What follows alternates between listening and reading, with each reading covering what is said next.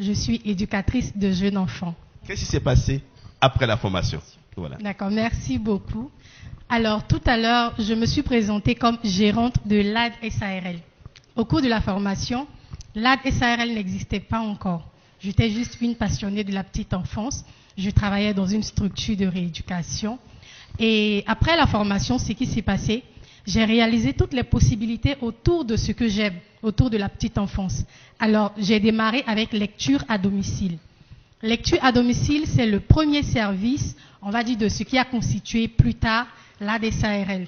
Pour moi, c'était juste un petit gombo pour assurer les fins du mois, juste un petit gombo pour arrondir mes fins du mois.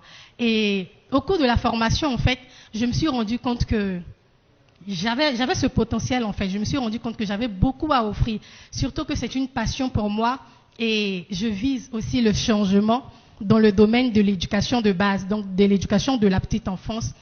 Je me souviens, au cours d'une formation, pendant que coach parlait, je voyais tout ce que je pouvais faire dans ce domaine-là. Alors j'ai dit, waouh! C'était pas simple. En tout cas, félicitations. Et aujourd'hui, vous avez du personnel, mais quand vous démarrez, vous n'avez pas tout ça. Non, j'étais seule à faire les lectures à domicile. Et vous avez organisé, vous avez planifié, étape par étape. C'est ça. Vous avez aujourd'hui des locaux. Oui, j'oubliais, c'est vrai.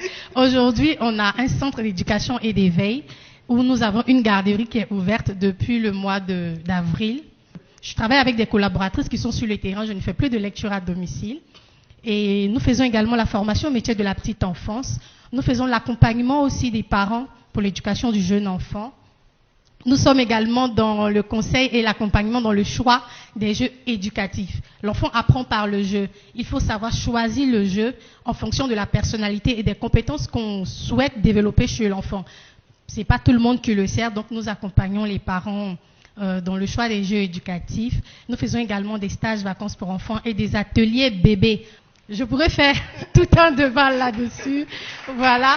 Mais juste pour dire qu'après la formation avec Boost Expertise, j'ai juste compris toutes les possibilités que je pouvais développer dans ce que j'appelais juste mon petit gombo en fait.